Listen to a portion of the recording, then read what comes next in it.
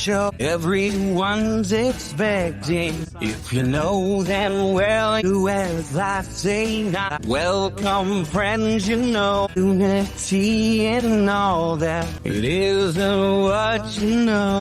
Operation Encore is a 501c nonprofit that is helping veterans turn into rock stars every single day. You can learn more about what Operation Encore is doing by going over to their website at www.operationencore.org.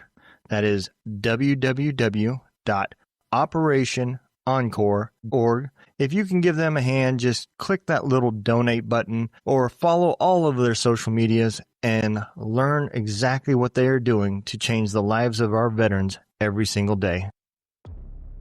Hey, welcome everybody to Spirits and Story. That's right. New name, amazing show, and man, it just worked out perfect because back when I was looking for guests, I came across this gentleman called Podmatch, and man, as soon as I read his bio, I knew we had to have a conversation. So that day has finally arose. So today we are going to bring on Dominique Guglielmi. He is widely considered one of the most prolific and knowledgeable collectors of Blanton's bourbon. He has amassed a nearly unrivaled collection of known Blanton's releases, including nearly all extremely rare and limited bottles. Let's bring on, how's it going, man? Hey, Donald. Going great. Thanks for having me. Oh, man, it's my honor, man. I read a little bit about you, and I was like, man, we have to have this conversation. Well, I appreciate that. I've done one thing good in my life, apparently, and that's collect Blanton's bottles of bourbon. Well, I mean, anybody that knows anything about bourbon, I mean, you don't have to be an expert to know that the collection you have is amazing. I mean, just trying to find a bottle is tough, you know? Yeah. Why don't you give everybody a little bit of a back history of how this came about? Sure. Well, for me, it's it's like any other good story. It's a journey, and it all started about, I want to say 2017. I wasn't a bourbon guy. I never grew up in my adult years drinking bourbon. I just beer, occasional cocktail, what have you. I knew what it was. I knew it was a whiskey or a type of whiskey, but I probably only ever had Maker's Mark and never really enjoyed it for the most part, from what I can recall. Mm-hmm. I never gave it a chance. Well, obviously, over the past 15 to 20 years, bourbon has exploded. And so as, friends and family, just anybody has started getting into it, I took notice. And I think it was my old boss, so I know it was my old boss, who asked me, if I'd ever tried Blanton's. And it was a brand I'd never even heard of. And so I tried it, and it was good, like, as good as any others I'd tried or sipped on at that point. But more importantly, she gave me a bottle of Blanton's. And so I was kind of enamored. It was something that everybody sort of gravitates towards. The listeners that don't know, it's got a horse on top, and they're collectible, and the bottle kind of looks like a grenade. And, it was just something that what draws most people to the brand is the look of the packaging. So that really kind of, I fell in love with it like anybody else for that kind of vain reason. And then after that, I finished the bottle and I wanted more. I'll get another one. I think I probably wanted to start collecting the letters. Each horse stopper has an individual letter, and they spell out Blanton's if you collect them all. And so I went to look for one, and this is 2017. So, it was probably before bourbon hit its real highs in the COVID time. It was something when I couldn't find it, and I looked everywhere on the internet. I started finding it at, double, triple what standard retail pricing would be, and that kind of shocked me. And then I discovered other varieties of it, and there's 7 currently produced varieties of Blanton's. Up until recently, all of them, other than the original Blanton's, are distributed internationally. More recently, they've started carrying a few of those here in the United States. So I had this quest to obtain them all, like a Pokemon journey. So with that, I basically started, finding those, and two or three of them were Japanese exclusives. And I was doing a lot of travel at the time to Japan for business. And so that seemed like a perfect fit. I could hunt Blanton's while I was there. And I did do that quite a bit. But soon I had all 7, soon it was like, I've got the lineup. I've got them all. Yep. But one thing bothered me, and that was during my quest and my searches for Blanton's, or, just seeing other people's social media posts, I'd see these bottles that were strikingly different than the normal Blanton's bottles I was used to running across. They were fancy labels and things like that. And I quickly realized they were part of festival bottles or limited releases done for festivals, things like that. Mm-hmm. So I wanted to start learning about those. And so that led me to cataloging the brand. And so my first kind of forte into collecting beyond that initial lineup, the 7 produced varieties, commonly produced varieties today, was really kind of just let's catalog the brand. I'm not going to be able to buy these. They had crazy price tags on them. Yeah. So that was where I started. And I launched a website, and really that's how my journey began. Well, I can vouch completely, because the only Blantons I've ever found are usually behind a case, sealed with an armed guard.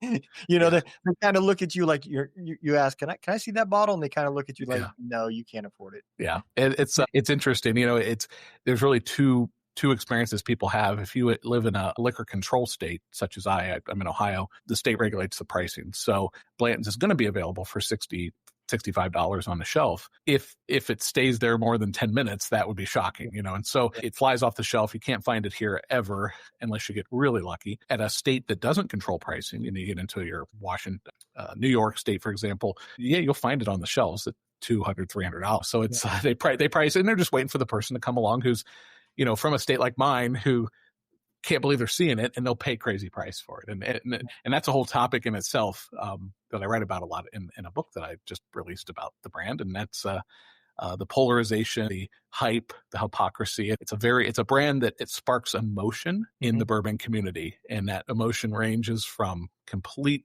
adoration to absolute spite and misery and hate. It's a very interesting brand. Well, I'm going to tell you, everything in life has to have balance. So, nobody would care if everybody loved it. It would kind of lose its luster, but if you got equal balance between haters and lovers, everything's in perfect harmony. Yeah, no, that's absolutely true. And it's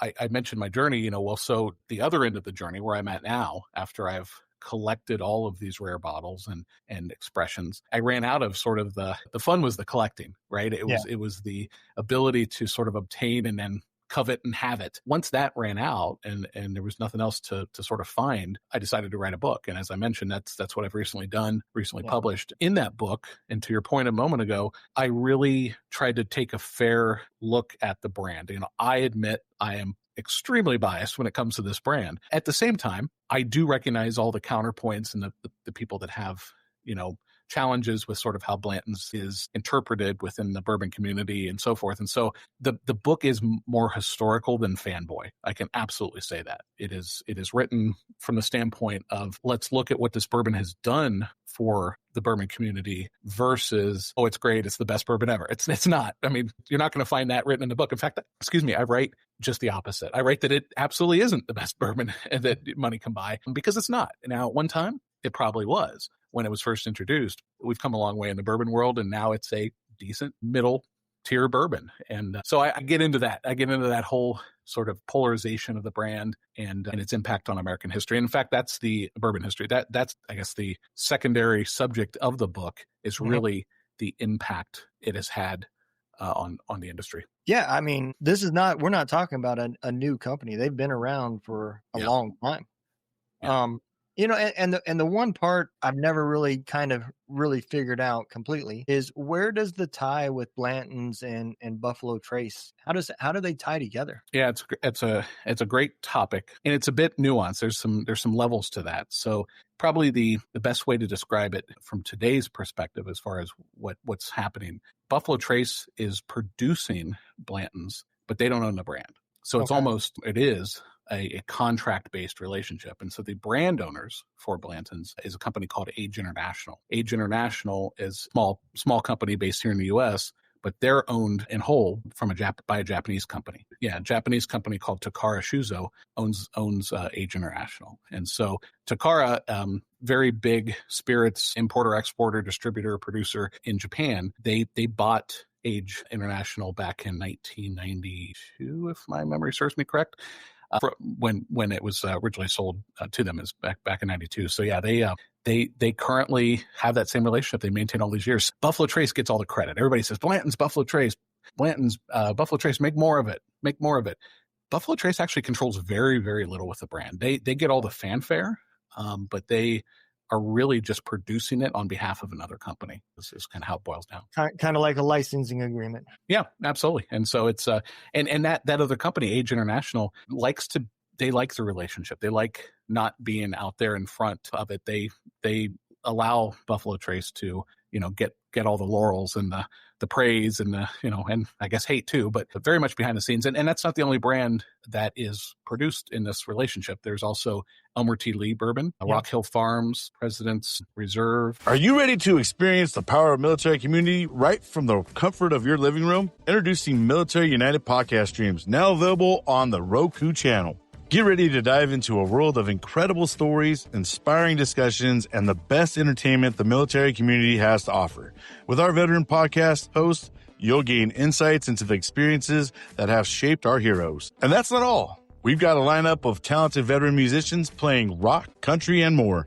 Get ready to rock out with these incredible artists who have served our country and are now ready to entertain you with their soulful tunes. But wait, there's more. We've also got veteran comedians who will have you in stitches with their hilarious and relatable stories. Laughter is the best medicine, and these brave men and women know how to deliver it. So gather your loved ones, grab some popcorn, and prepare for an unforgettable journey into the world of military podcasts, music, and comedy. With Military United podcast streams now on Roku, you can access all this incredible content with just a few clicks of a button. Military United podcast streams on Roku channel. It's time to honor, entertain, and celebrate the incredible men and women who have served our country. Join us today and experience the power of the military community. Like Ancient Age is another one. So those are all part of Mash Bill number 2, which is the recipe that Buffalo Trace is using to produce all of those bourbons. It's the ingredients, and those are all owned by Age International. Okay, wow, yeah, that part I did not know. That is interesting because it would make sense that you just increase the amount a tad bit and you still control the price somewhat, and the bottom dollar. But I think that would kill the brand. I really do, just because part of Blanton's is the hunt. I mean, that is when you hear people talking about it, you don't really hear the conversations about the taste or anything like that. It's the thrill of looking for it, like you were saying before, and saying, "Hey, I finally found it." That's part of it. It is, and you've touched on what ultimately is one of the biggest complaints in any even if you go and look at Buffalo Trace social media posts, the official Blanton's bourbon Instagram, which is run by Age International, not Buffalo Trace, but any of those social media posts, that anytime they post a tchotchke that they're selling in the gift shop, or a picture of the bottle in a seasonal, like in a Christmas sweater or something, gimmicky, the replies are always just loaded up with, wish you made more of it. Wish I could get it. Wish I could find it. And it's interesting because, it's one thing to, I guess, have a challenge, have a gripe when you can't find it. I certainly understand that and appreciate it. But the links that people go to theorize about why that is really funny. And in my own research for the book and just knowledge of the brand as I grew to enjoy it and collect it, I realized so many of those are falsehoods. People think that it is being limited in production in order to drive the hype and hysteria. And that's just so far from the truth. With bourbon, it's an aged spirit. It ages in the barrel, and it takes, 6 to 8 years to produce the Blanton's products. And so first and foremost, you're only as good as your forecasts were 6 to 8 years ago when you put the bourbon in the barrel to begin that journey. And so that's the first thing is it's always looking forward to the future and looking back from where you are today. And so they have done a ton at Buffalo Trace to increase productivity. They've added a third shift to the bottling hall that they use, the room that they use to bottle Blanton's. So they're bottling 24, not 7, but 5 days a week. And they're producing significantly more than they were even 15, 20 years ago. There's just so much demand, it doesn't matter. I mean, the product flies off the shelf. And, you never see an advertisement for a Blanton's or many other popular brands of bourbon, because why would you spend a dime in advertising when your product is literally flies off the shelf? That's a great problem to have, I guess. Absolutely is. And I find it fascinating because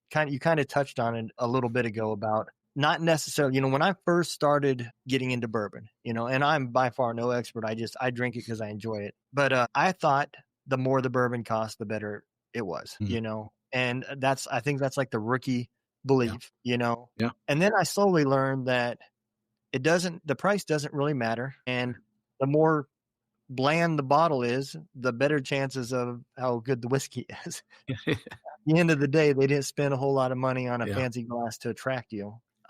And that's just kind of what I've noticed. I mean, my favorite bourbon that I buy is called Walker's K. Very cheap bottle. It's hard for me to find. They're just in certain areas, but I can order it online.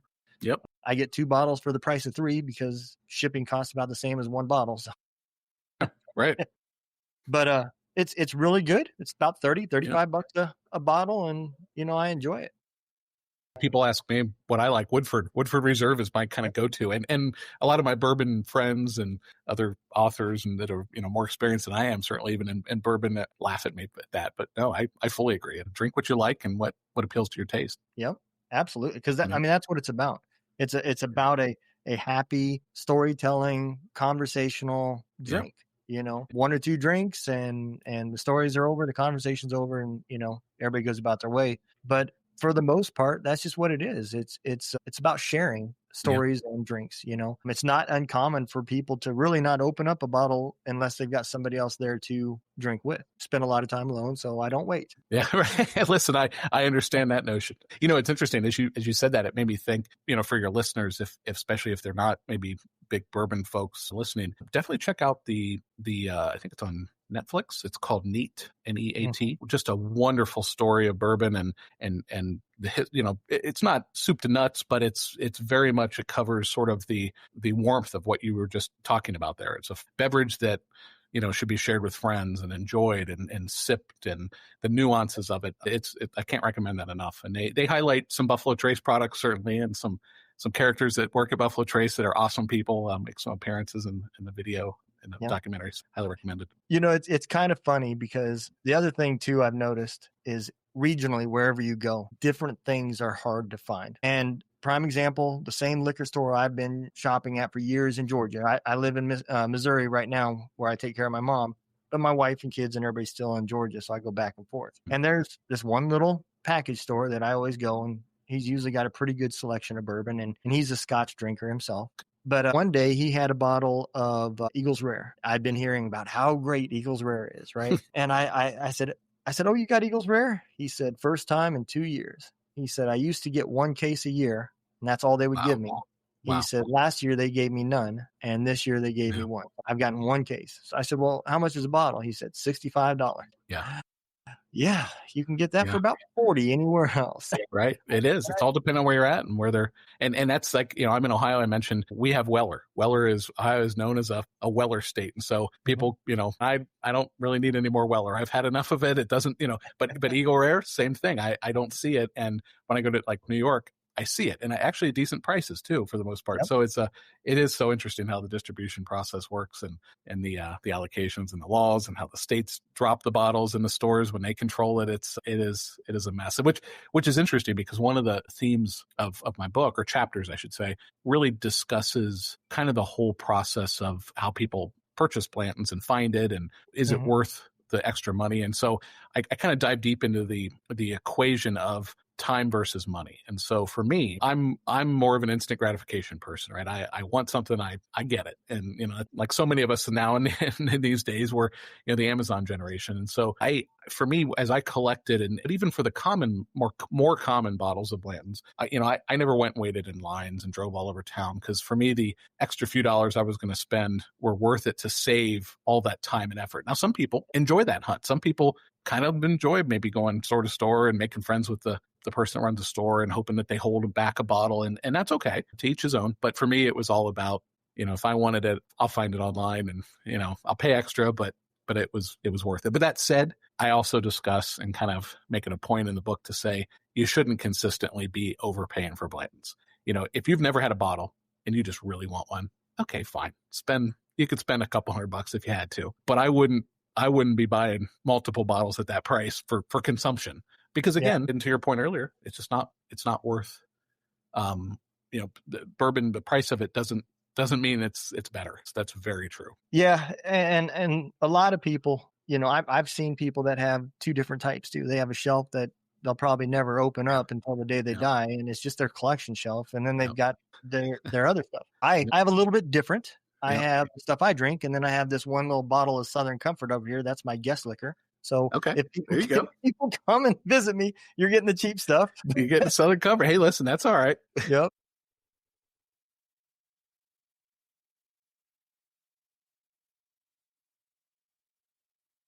And you're Yeah, not well, going to don't you? Yeah, stuff. it reminds me of the Jack Daniels conversations and the arguments there people have about that. So Oh yeah. that's the beauty for me. I'm a one trick pony. I'll drink anything, and I wrote this in the book. I'll drink anything, but Yep. a lot of times, and I can probably say this for your audience because it's not the core bourbon audience that I run into on similar interviews and podcasts, but I'm not really a bourbon guy. I love it. Any alcohol is good to me. Yeah, I do think whiskey's better than vodka. I'm not totally a Right. kid anymore. But I got into Blanton's on the collecting side of it. I acquired the bottles I acquired for the collectability of it, and people can argue that that's dumb or whatever. But for me, that's what got me into it. And I don't own a lot of whiskey. A lot of people, if you look at their basement bars or man caves or what have you, they're going to have a whole variety of stuff. You don't see that with me. You see a lot of Blantons and a lot of Yep. very rare Blantons. Some that only maybe a few bottles are even known to exist in the world. That's all cool, but you don't see variety. And it's because at the end of the day, I'm going to buy a Woodford. I'm going to drink it. I don't have any. And part of it is I don't want to get into another brand because it'll be the same thing, right? Taylor, for example, another Buffalo Trace product, has a whole lineup, very expensive, some of them. And, if I get one or two, I got to have them all. So I just avoid the whole thing. I went all in on Blanton's, and here I am. Yeah. And I mean, you went all in on probably one of the hardest to find. What is that one bottle that you were just struggling to find that you finally located? That's a good question. So there's well, first to answer that in a long-winded way, the brand itself is challenging to, if you kind of say like, how do I collect them all, or what is a full collection? A lot of these other brands, if you look at, Pappy Van Winkle, or I mentioned E.H. Taylor a minute ago, there's relatively small set of bottles that are produced or varieties that are produced. Certainly there are nuances over the years. There's very special one-offs, especially in the Pappy world. But Blanton's over the years has really catered itself to these, as I mentioned earlier, festivals and special bottlings and events and private label. So there's just a lot more of them than what I've seen with other brands. So yes, I did pick a tough one, and obviously it's super popular, which made it even harder. But to answer your question, there's probably two or three what I call the real unicorns of Blanton's. And, the unicorn term is one that in the bourbon world, people refer to in different ways or use that term in different ways. One is if they find a bottle they've coveted forever, might not necessarily be rare, but maybe it is in their state or what have you. It's a unicorn to them, right? That's fine. Others may value the term a little bit more as this is a bottle that's very rare. A Pappy maybe would fall into that. But then the bottles that I looked for that I struggled with, frankly, almost half of them probably qualified as unicorns. Things that were bottled in 200 to 600 bottles and sent to Europe 10, 15, 20 years ago. How many of those exist still that weren't drank at the time? Of course, they're all in Europe, so they have to make their way back here. But then even within that, there was exceptionally rare bottles. And so the sterling silver edition is probably my number one answer as far as what bottle I most covet or was the hardest to find. But what was interesting was when I found one, there's only 15 known to exist with collectors, 100% sterling silver. You can see pictures on my website, warehouseage.com. But it's a beautiful bottle. And once I found one, all of a sudden I found more. I've actually found 3 total in my collecting journey, and I still own 2 of them. Buffalo Trace has one in their whiskey vault. Age International has one in their office. So that's the one that most Blanton's people would say is the hardest or the most coveted. Mm-hmm. What's interesting though is it didn't end up being the hardest for me to find at the end of my journey. One of the ones that probably I'm most proud of is one that's called the My Only Blanton's release. And it's a very special label. It's got a metal label on it that surrounds the bottle instead of the paper label. And what makes it special is a limited number, all sent to Japan. It was a private barrel pick program where rich, wealthy Japanese people bought a whole barrel and had it bottled for them. I own one of only 2, now only one of 1 known bottles that it was bottled at 141.9 proof. So that is the highest proof that was ever bottled for Blanton's. And there was 2 bottles that one of them was opened at a bar in Kentucky and consumed, but this is the other one. And there's really, I think, only 2 other people that have this same label. It's a beautiful label, and it just, it's a special bottle. So that probably was one of my hardest ones to find and track down. And when you think about it, you think, gosh, only 2 or 3 others out there that are known to exist still. It just makes it pretty special. No, I completely get that, because again, part of it is I kind of relate it to the kid at the toy store. You know, they've got this image of what they want, and when they go in the toy store, they're hunting it, you know. Well, I kind of feel that same way when I go into a liquor store that I've not been into. Yes. My mind always wonders what is out there that I don't have. And it just makes it fun, you know. Yeah. And then, you know, I recently got into another side of this. I bought one of those little decorative charcoal oak barrels. I had at the time it was Two Drunk. Oh, yeah. I had that label put on the front of it. And I've got Nice. a buddy of mine who makes some really good moonshine. And for whatever reason, he cannot sell the middle part of that run. Everybody wants that 140, 150 proof gasoline that they're drinking. And so he sells me the 90 to 95 proof for $60 a gallon. And so I turn it into bourbon. I put it in the little barrels, and I try different things. And whenever I go to experiment. Yep. And whenever I go to these military events, these little festivals and stuff, I hand them out to other soldiers that I've talked to online that I know, and I give them a little pint bottle of what I make. I don't sell it, you know, it's I share it, and it's just a lot of fun because I enjoyed that part of it. And then we get to share it with another group of people that, you know, have similar stories. Yeah. I think it's a great hobby. It's a great way to have conversations.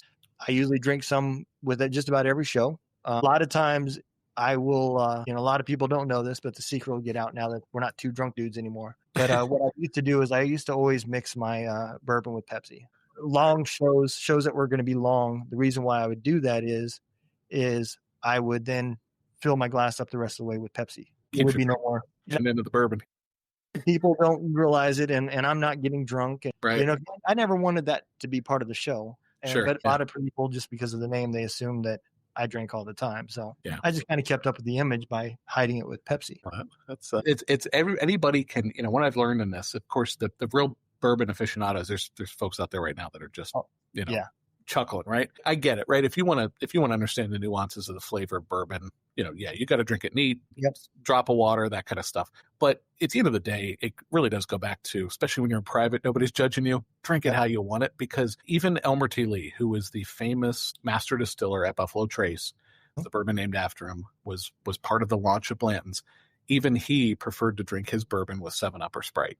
Now, he wouldn't do that if he was doing a tasting profile to really understand those nuances. But as far as just his daily consumption, go for it, right? And listen, if you're doing that, my only request is just don't take all the more reason not to buy the expensive stuff, right? You know, buy your $20, $30 bottle and mix it with whatever you want and have fun, you know, but because, it does mask, of course, those nuances. Oh, yeah. No shame, though. Why not? Yeah. And like I said, I did it more just to disguise how much I was drinking. But, Sure. You know, for the most part, this is pretty much how I drink it. This is actually the closest I could get to Blanton's was Buffalo Trace, so that's what I went with tonight. Nice, yeah. No, hey, listen, it's all made right there. I've got I'm sipping on a Japanese black label. It's 80 proof, so this is the same for the folks who can see this on online. That I've got holding it up, but it's a black label. It's only 80 proof, but for me, it's it's easy to drink, and like you said, you don't kind of get ahead of yourself too much by drinking. I've got 135 proof straight from the barrel that I haven't opened, but that's one to end the night on, not start the night. Yeah, you know, my buddy, he tried to make some bourbon one time, and he did it the real trailer park way, I guess. He did it with the Jack Daniel barbecue wood chips. Oh, man. Yeah. And he wanted to make it a maple bourbon, right? And he knew that's pretty much all I drank was bourbon. So he wanted me to try it and see. And I took just a little bit out of that mason jar he gave me, and I gave him the whole mason jar back. And he said, "Have you ever wondered how you can help out the show?" Well, that is very simple. You can help us out by going to www.twodrunkdudesinAgunroom.com. That is www.twodrunkdudesinAgunroom.com. There's many ways you can help us by listening to the show, supporting the show, liking, sharing, and everything else that comes along with social media. But one of our biggest goals is to help build the nonprofit Heroes Voice Media Foundation. This is a foundation that has decided To start celebrating courage and amplifying heroes, find your voice with Heroes Voice Media. I don't mind the high proof, but that sounds like an interesting recipe there. So yeah, I'd leave it to the experts. I haven't done too much experimenting in that regard. Probably the closest I get is, a lot of people do their infinity bottles where they'll take little bits of others and mix them together and stuff. With me, Blanton's is all the same mash bill, right? So it as far as mixing Blanton's with Blanton's, when I get low on a few of the bottles and mix them together, that's not really risky because it's essentially the same product, but it's at the same time it's whatever. Well, let's get into another little side of this then. So while we're talking about how it's made, most of Blanton's is single barrel, right? They don't do any. Yeah. Correct. So tell the listeners, explain the difference. So why is single barrel so more important than double barrel? And then you've got, what do they call small batch? Small batch. Yep. Absolutely. What does all this mean?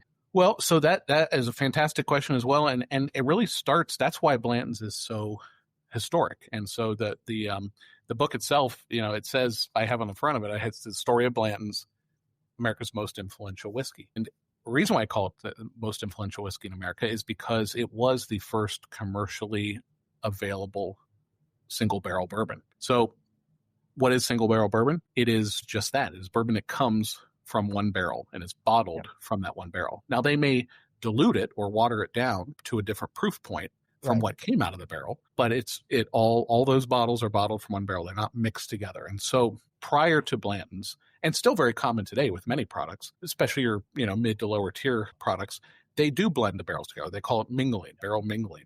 So they dump them all in these barrels into big vats and tanks and things and mix them all together. One of the benefits of doing that is it hides the barrels that have aged differently or poorly. It masks those poor barrels because it's all diluted within the better barrels. Creates a more uniform product. You can, you kind of, the way I write about it in the book is I call it sort of that McDonald's experience. You go to McDonald's down the road from you or down the road from me, it's going to taste the same. That's what they get when they do the barrel mingling. And it's easy, obviously it's easy to do as well. So what happened was, well, first off, a little bit more in history. If you go back to the 1800s, all bourbon, all whiskey was effectively single barrel, because back then they would distill it and they weren't bottling it, especially prior to the, I want to say 1880s. I'm probably wrong on that.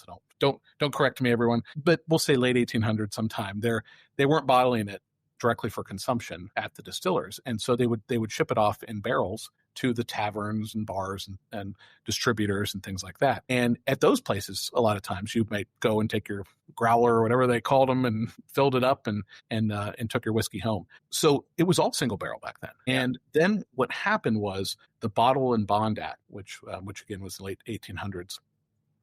One of the reasons why that act came to be was it allowed uniformity. It created uniformity. There was a lot of nefarious people in the whiskey world back then, and they would create products that were counterfeit or substandard or maybe adulterated with other products. And so they created this bottle. The government had the Bottle and Bond Act, and it allowed for this whiskey to be more regulated and more standardized. And so with it, the idea of mingling barrels together became preferred. It was legal, and it created consistency, and that consistency resonated with consumers as quality versus a product that varied drastically. A piece I probably failed to mention is every barrel ages differently, and so that's why, again, you have different characteristics on how the barrels age and the flavors from within. So you fast forward and you say, okay, barrel mingling became popular, and that's kind of the standard.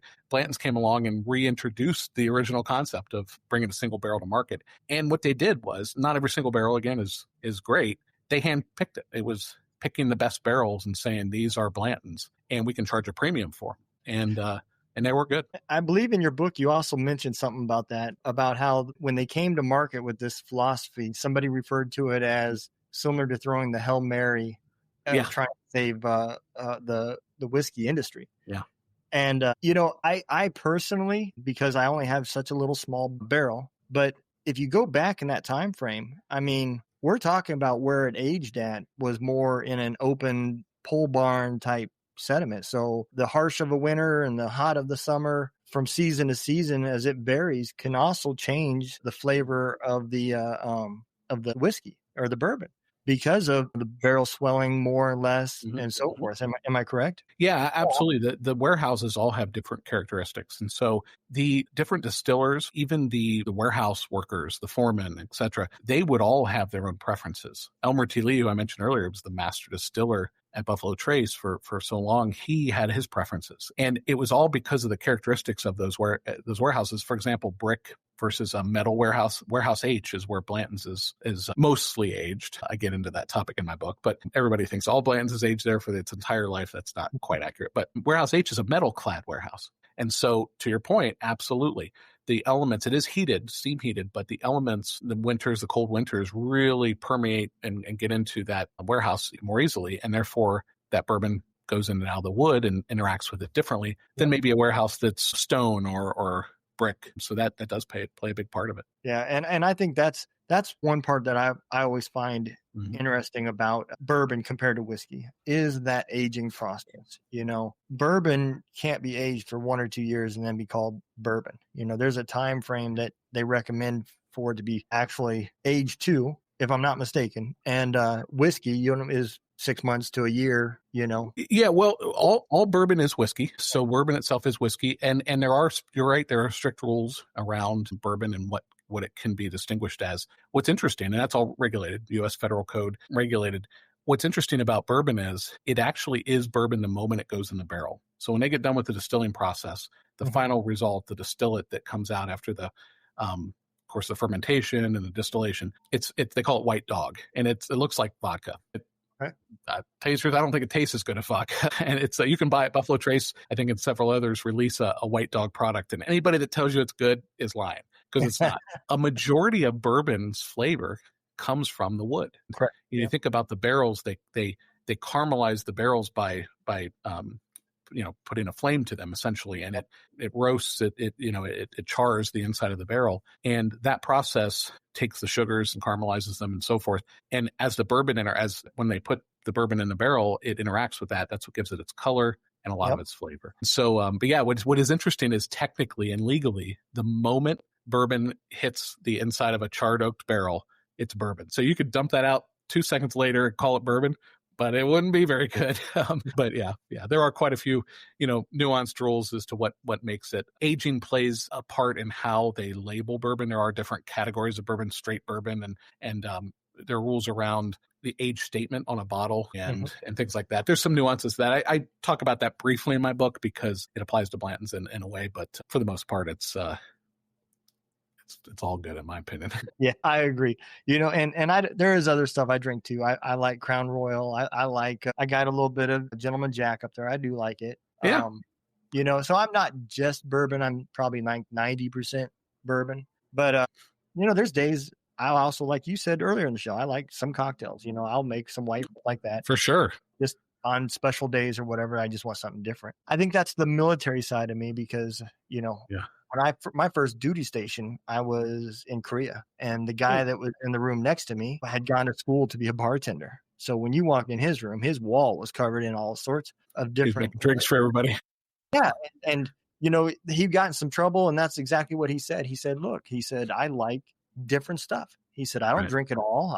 But I have to have it so if I can make this or make that. Yeah, sure. And so that's where I kind of got introduced to the liquor side. Up to that point, I was strictly beer. And, then bourbon came years later down the road. It is really interesting when you have conversations with bourbon people because some of them are very snobbish and they think it should be done and drank a certain way and how it's made, But I think that's part of the fun in it too. It is. And that's, I put a line in the book with Blanton specifically about love it or hate it, but respect it. And, kind of getting back to what we were saying a minute ago as well, the single barrel bourbon concept that Blanton's introduction sort of relaunched, it created a premium tier of bourbon. And so if you go back it was launched in 1984. If you go back into the 70s and 80s and even most of the 90s, bourbon was dead in the U.S. The quick story is that up through the 1960s, it was the number one distilled spirit in America. But the baby boomers, as they came of age, they rejected it.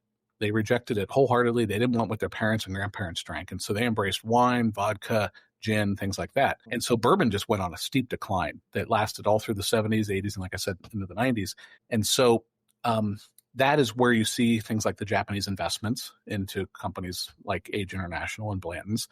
And you also see this idea of Blanton's coming to the market in 84. Nobody really wanted bourbon. And here they were introducing a premium bourbon, which sold at the time for about $25. And other bourbons were certainly less than $10, $6, $7, $8 range. So it was geared towards a premium, an audience that really wanted to go in and want to buy something top shelf. That seed they planted when they introduced it led to other single barrel products that Buffalo Trace later introduced, and then also other competing distilleries introducing what you mentioned earlier, which was small batch, small batch is really just a more controlled barrel mingling. There's no rules around it. You might take 5 barrels, you might take 100, but it's going to be a more controlled process, more of a premium product like a single barrel, but a little more regulation than just dumping a whole bunch, a whole bunch of barrels together. So small batches started coming out. And by the mid 90s, the people were starting to take note. It was starting to become something where people, in the elite circles in New York and Hollywood started to kind of see bourbon at this higher level. It took another 10 years, but starting in the mid, it really started to get a little more attention. Hollywood started bottle placements in various movies, things like that. And then it just boomed, right? So I'm telling you the Super Reader's Digest version, but what my book tries to encapsulate is that history in saying that, look, forget about what you think about Blanton's today. And maybe you love it, maybe you hate it, maybe you have no opinion, but respect the history where it was sort of the catalyst that led a lot of other things to happen, which eventually collectively helped bring bourbon back to where it is today. So I'm not giving it all the credit. I don't think it's, one single thing that happened, but I do think it was revolutionary in that regard and historical. Yeah. I mean, look, in business, at the end of the day, if you don't change and adapt, you will die. And there's been so many businesses out there that have proved that theory. So you have to give them credit, just like you're saying, because they were the only ones that were making a product just like this and changing the way it's perceived and bought. So yeah, you have to give it credit. The other thing I kind of want to dive into is your book, because I am currently writing 2 books. One is a fiction. One is kind of the history of my PTSD and how things went. It's more of something I wrote for my kids, and they decided they wanted me to publish it. But it was giving them answers to what had gone through. The thing even though that was so personal to me, I still found how challenging it is to write a book. Yeah. So even with all the knowledge that you have, how hard was it still to get through the book? You summed it up right there. Let me answer it by saying this. I've thought about writing another book, but because there's no subject that I can think of that I'm as knowledgeable about as I was with this, I can't figure out where to get started because it would be even that much harder. And so to answer your question it was extremely difficult. I think that what I did was I'm a little focused. I do a good job of focusing on the end goal and recognizing that I just don't want to fail. And so early on, when I said I was going to do it, and then I told a few people I was going to do it, I realized that I'd locked myself in because I wasn't going to be the guy that said, I'm writing a book. Oh, yeah. And then I didn't do it. And so I kind of just had to do it. And so, I committed myself, and it went through its ups and downs, I'm sure. And you've gone through it. And, there was days I can tell you there was days that I couldn't get a word out, and I'm just sitting there struggling. And then there was days where I was Shakespeare, just flowing, just flowed from my mind. And there was times where I'd go through, I was really big into sort of iteration and going back and redoing things and rewriting things, and not just always feeling like I got to keep going, but continual improvement of what I've already done. And in that, I had same thing. I had frustration, but I also had days where I'd rewrite something and it was just the perfect pair. And I would jump up literally and just be like, yes, that's awesome. So it was, just a lot of that, just iterative, I mentioned to you before we started up the podcast that I left my corporate job about a year ago, and I had a few months before I started a new gig that I had the luxury of just being able to sit and write. And it was during the winter months, and I was able to just kind of hash it out. And, hours and hours and hours a day, but it was exciting and it was fun. And you know what? I'll say this. I didn't realize, obviously I didn't realize how much work it was going to be, but I didn't realize how much work it was going to be after I got the manuscript done. I was only 50% done with the journey. The whole publishing and getting it printed and getting it, that was in itself, the layout design. I mean, every bit as challenging as just getting the words onto paper for the first time. So it was a journey of learning. And that's probably why I haven't started to write another one. Cause I'm just like, oh, I know what's ahead of me if I start this. Yeah, it is. I'm telling you, it is challenging. And that fiction book that I'm writing, there's just days where I'll go to start writing and I can put myself in these characters and things just start flowing. And then there's other days where I'm just like, I don't know who the hell you are and why am I doing this? Yeah.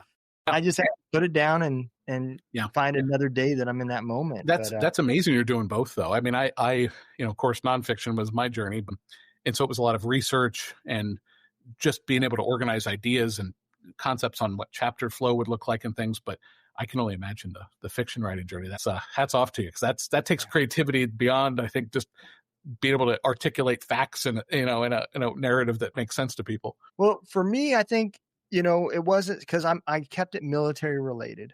Okay. The theme is it's about some 5 people that have a separate mission. They're out of the military and they're helping out with a nonprofit company that tries to bring people back that are being human trafficked. All right. Oh, At the same time, each one of the individuals on that team have another agenda, another mission to deal with their life of why they're there and Sure. everything else. One of them, he's seen something in the military and they kind of put him out, said that he was mentally unstable and they kicked him out of the CIA. And so he's trying to investigate why all of that happened, at the same time using the nonprofit to go to places to help out with human trafficking and do his investigation. So it's things, because I worked with a lot of special ops kind of guys. So I'm familiar with that. So some of it's fiction, some of it's things that I've seen. And but that's good if you can weave in. I mean, you can weave in those journeys and those experiences you've had. It helps the pages flow. It helps the characters develop, I'm sure. And that's that's fascinating. That's it's neat. You didn't ask for my advice, but the only advice I would give to anyone, no matter where they're at, beginning, middle, or even into their writing journey, is just write. Just do it. Do it for yourself. Don't do it for anyone else. Don't think about. I never wrote the book thinking how many I would sell or how successful it would be. For me, it was the happiest day was the day that I held it in my hands for the first time. That was all that it mattered. And I knew probably, especially with the level of photography and things that I had to put into my journey and legal opinions and things like that, I knew it was probably not even going to make money, which is a really dedicated journey if you're going into writing. Yep. It's been better received than I had projected, so I'm glad I kind of lowballed my estimates. But again, it wasn't done for any. It wasn't done for money, it wasn't, and it's a journey, and that's what's fun. And the feeling you have, it's the accomplishment that you have. Probably unlike most other accomplishments I've had in my life. I mean, it was just very self-satisfying. And, I joke, people come over and I have copies of the book, like in every room of the house, and I mean, and they're like, why do you have so many of your book? And I'm like, well, listen, you write a book, you're going to put it everywhere too. Like, it gives you a chance to, It is a true accomplishment. Yeah. I cannot wait till I get to that point where I can hold one. You'll get there, Darren. If there's anything I can do to help you, what I will tell you is don't be afraid to use your network, of people. I reached out. The foreword for my book is written by somebody named David Jennings, and he wrote, I tell people in short, and I hope he doesn't get offended by this, I tell people he's the me of Wild Turkey, or I'm the him of Blanton's. He essentially is a Wild Turkey geek, and he is even into their brand, I think, more than I am into Blanton's. He has a very active blog, very active social media, very nuanced. I kind of just collected the bottles, wrote a book. He's into Wild Turkey, but Dave's a great guy. And he is, in fact, I get to see him next week, which is exciting. First time I've ever going to meet him in person. He wrote the foreword, and I reached out to him because he was I reached out to maybe 4 or 5 notable whiskey authors, and he was the only one that responded. I was kind of a nobody, right? And I was, hey, I want to write a Blanton's book. I'm a big Blanton's collector. And he responded, and the guy was a salt of the earth Southern gentleman. He lives in South Carolina, just a wonderful person. And he took the time to spend with me during those initial kind of few months when I was getting started. He said, look, tell me what you need or how many questions you have. And that really helped me. And so yeah, let me know if you ever need anything, because it is a journey. And I think it takes a network of people to tell you to to keep you going, but do it because the end is so satisfying. That is actually the final project of our nonprofit that I have. So the nonprofit that I started helps veterans use media as therapy. So we have a radio station that plays nothing but music from veterans that are trying to become musicians. We have a podcasting network, and I just rolled out what's called Words from Warriors, and it's helping guys publish books. And we do webinars with subject matter experts and help, they give them advice on the publishing methods, the writing styles, and all sorts of different stuff. We do the same thing for each of the programs. That was another reason why I decided to go down to write the fiction book. Like I said, I had wrote that part for my family, and then they told me I should publish it. So then I went back. Now I'm adding a bunch of details because, my family didn't need to know what Germany was like. They were there. Yeah. But now I have to add all these details to it to make it. And I was like, man, I am struggling so hard. So I wanted to go through this process as I was doing it because I knew this program would be coming. It was the final part of our nonprofit. But I wanted to see the process for myself and go through it so I could give good advice and kind of help people steer away from mistakes that I made and so forth. It is tough, man. But that's something I found out since I've been doing this is the writing community is very helpful. Same with the podcasting community, that everybody wants to give back and help for the most part. And I think that's important. It is. It really is. It's, since David was so generous with me, it's the same way I feel like, how can I help people, lessons learned and things like that. And what's interesting is I'm essentially self-published.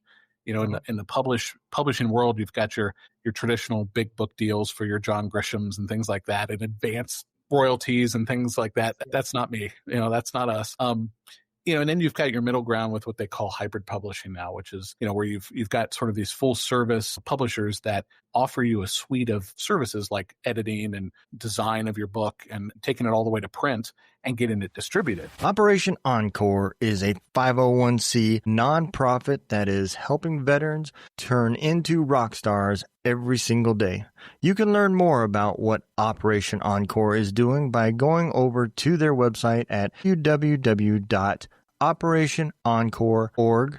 That is www.operationencore.org. If you can give them a hand, just click that little donate button or follow all of their social medias and learn exactly what they are doing to change the lives of our veterans every single day. But you burden most of the costs. They don't pay up front. They're not giving you a big royalty. You're taking the burden on for most of that. And then you have this sort of the third model, which is your tradition or your old school self-publishing, do-it-yourself model. And that's effectively what I did. My book carries the name of a publisher on the back. It's a local publisher to me here in Ohio. Wonderful publishing group. I loved their services for design work, but based on how they normally publish, this book is, I apologize if I'm going a little off the rails in detail, but my book, I chose to publish it in using traditional offset printing. And so offset printing is your high quality print press, very traditional. It's what you want for the best visually appealing print quality. A lot of publishers, especially, smaller regional publishers and so forth, they're going to use services that are more digital or more what they call print on demand, which is, I'm butchering this, I know, but it's more of a Xerox machine, right? On steroids, probably. I'm oversimplifying it and grossly misrepresenting it, but effectively, the quality still isn't quite there for a book like mine that I wanted to pop with the photos. Right. So long story short, I did use her for design, but effectively, and it's nice to have a publisher's name on my book, but effectively it's self-published, and I did all the heavy lifting. I run my own Amazon account for selling the books on Amazon. I ship every day from my basement out USPS if you buy my book on my website. So it's a lot of hustle. It's a lot of hustle. Absolutely. It's like you said, it definitely isn't easy. And at that aspect, now you're putting on different hats because now you have to be the self-promoter, you have to be the marketer, you have to do it all. And that gets you into the podcasting world because it's the same. It does, but this is the fun part of the journey because, I just think about a year ago, right?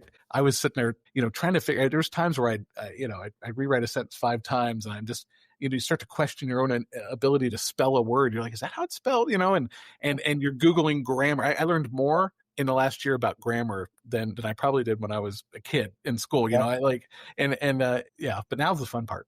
This is absolutely, man. The end of the road. I'm done writing. Yeah. Well, I congratulate you on your book. It is an amazing book. And I will definitely make sure that I have all the links directly to your website and to an Amazon spot for people can buy it. And I'll just tell you, my website is the preferred choice because I will autograph the copy sold through my website. So if you go out to Warehouse H or BlantonsBook.com, those are my sites, and you'll get me an autographed copy. All right. Well, yeah. Well, we'll put those links out there then.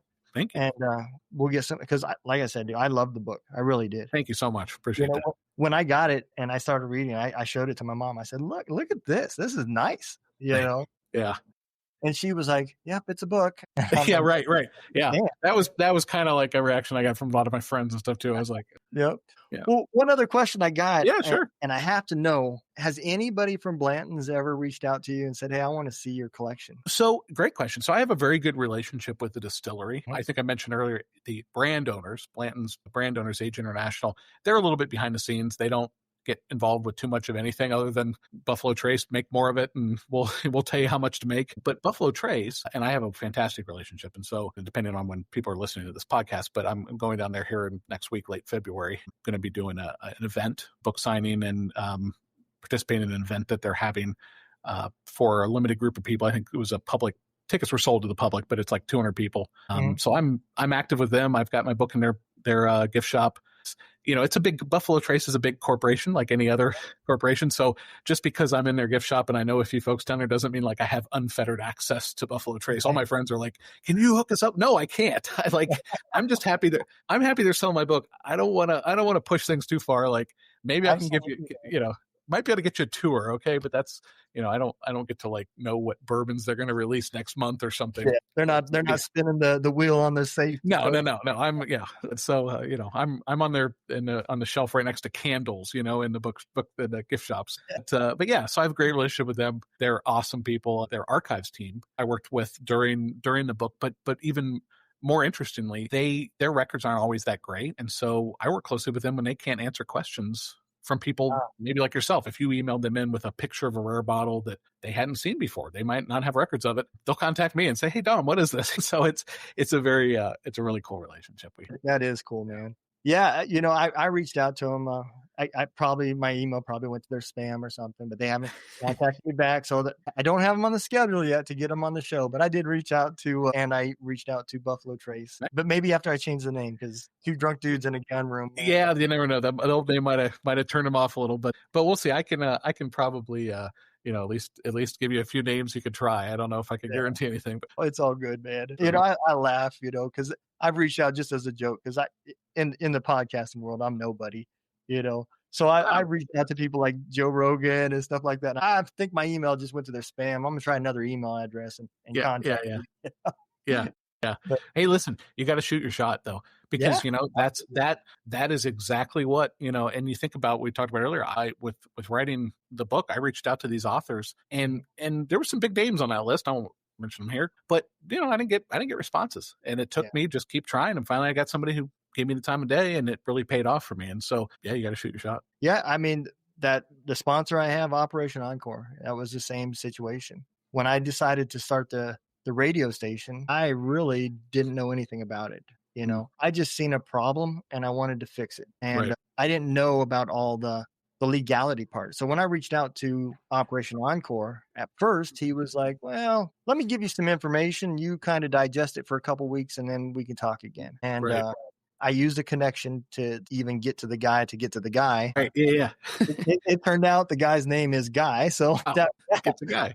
But man, we've had a great relationship ever since then. And it was a perfect match. They'd spent 2 years trying to find somebody that would play veterans music on a radio, and nobody even give them an hour. Wow. They said it could be 10 o'clock Sunday night. We don't care. Just can you play nothing but OE artists, that are veterans? Nope. And so when I wanted to do it, he was kind of like, this could be too good to be true. Yeah. Right. Well, and what you're doing for the community, for the veterans, that's amazing, and you think about those guys that are getting their music on the air, and that's really special. That's really I love it, man. And that's another reason why I'm going to retire, is because I want to do that full time, Yeah. Well, it's awesome what you're doing, because I mentioned to you again prior to us recording here, but my grandparents were both World War II vets, so nothing but respect for military service. I got invited, because of the book, I got invited to speak briefly. I don't think it's like a big, UN speech, but to participate and briefly speak about Blanton's at a Folds of Honor event in Oklahoma City, or Tulsa, Oklahoma, later this year. So it's a big, 300-400 people type event, and they're going to have a Blanton's tasting and things like that. And so, Folds of Honor, of course, sponsoring military families and their through scholarships and stuff. And it's like anything, like the second the military is peripherally involved with, ex-military folks and charities, call me. I'm a sucker. And that's be here if it weren't for you guys defending us, that's for sure. Well, I appreciate it. And that's exactly what it takes, is all these guys. And this is the way I look at it. All these guys had dreams before they went in the military, and they put those on hold to serve. And now that they're much older, they're at a disadvantage to try to make these dreams come true. I mean, it's hard to get labeled at 40 years old. There's, they don't see the dollar signs there, and it makes it tough. I used to work at a large corporation, and it was nice. One of the things, for all the different advocacy groups and things that companies have these days for their segments of populations, one of the ones I really resonated with was the veterans group, and they would have specific discussions around repatriation of the people into the corporate America and the lifestyle again, because it is very difficult when you have years of service. Even if you didn't suffer from a PTSD or something like that, you're accustomed to the sir, yes, sir, and the rigidity and to adopt and adapt rather to sort of the non-military lifestyle is tough. And we used to, I remember I had employees that worked for me that struggled with it. And they would even just their continual use of the military terms and the abbreviations and things. And I'm like, stand down. You don't need to, that's, you gotta work on that, but all that is great when there's services like yours and what you're doing and, what some companies are doing, because, that's needed, because the military it's so sad when you've got these folks that put their life on the line for our freedom, and then they come back and they don't have a future. They don't have somewhere to go. So it's anything we can do there is great. Well, like I tell everybody, man, the Army gives you everything you need to survive, to include emotions and your food, shelter, basic necessities, everything. What they don't give you is how to survive when you leave. And because when you reach in that toolbox and the only emotion you have to deal with everything is anger, a lot of times it doesn't work out very well. And that's where one of the problems is. But I didn't mean to sidetrack with the old. No, that's good stuff though. Yeah, I want you to bring you forward and let you have a chance to tell everybody about your website, where they can get your book. And I know I've had one of your links going down there at the bottom. Yep. But give you that chance to tell everybody, because I do think it's a great book. And I really think a lot of military people are going to relate to this, because there's a big boom with military guys and bourbon. I mean, you see it. So I think this is a good book, and appreciate the craft. Great. No, that's I really appreciate that. My primary website is warehouseh.com. That is sort of a catalog of Blanton's bourbon. It's got a bunch of pictures and information. Essentially, the book goes into much more detail than what the website says. But to buy the book itself, go to blantonsbook.com and you can get an autographed copy right there. It's a great gift. I see a lot of people that gift them. A lot of repeat customers come back and buy additional books because folks in their family that just want copies. And so $5 off multiple copies when you buy it. And be great to get some of your listeners to reach out. Absolutely, man. And I'm definitely a fan, so I will definitely be telling everybody, because we all have that little group that we drink with and talk with. And as soon as I seen it, I was already thinking the same thing. People in my mind, like, who would love this for Christmas? And you don't have to be a reader. So many people nowadays don't read, I think. I've had so many people reach out to me and either say they picked it up and they couldn't put it down because it was a subject interesting to them. And one guy said the first book he read in 20 years or something. So I thought that was pretty interesting. But it's a great book just to leaf through. You don't have to, it's a chock full of beautiful pictures and things. So if you just want to kind of thumb through it, that's definitely doable. You don't have to be a reader. Absolutely. Well, I'm going to put you in the green room, man. I appreciate you coming on. Thank you so much for having me. Yeah, absolutely, man. I've enjoyed this conversation. It's been a lot of fun. I learned some stuff too. That was great. Well, thank you so much, Donald. Really appreciate it. Absolutely. I'll be with you in just 1 minute. All right, man. Everybody knows I always talk a little bit at the end. So this will be changing. Once we get our logo and everything finalized, I will be changing my backdrop. I'm just not into the old green screens. I like to keep things real. So y'all have to deal with that a little bit longer, but that'll be changing too. And as far as the show that we just had, I truly was looking forward to this. I learned a lot about Blanton's and how some of the liquor that I drink ties in with it, with Buffalo Trace. That was kind of one of the big questions I had. And I strongly recommend the book. Like I said, I do have a copy. It is autographed. As soon as I seen it, it was one of the best books I've received. So I want you guys to go out and check it out, especially if you're into bourbon, because you're going to learn a little bit about the history. You're going to learn a little bit about the craft, and you're going to learn a lot about Blanton's. So amazing gift. Check it out. I'll have all the links for everybody. So you won't have to remember any of this stuff. You'll just be able to click right there when it releases. And I strongly recommend you get it. So y'all take care. Remember, don't let the day kick your ass. Kick its ass. Y'all have a great night. We'll see y'all next week.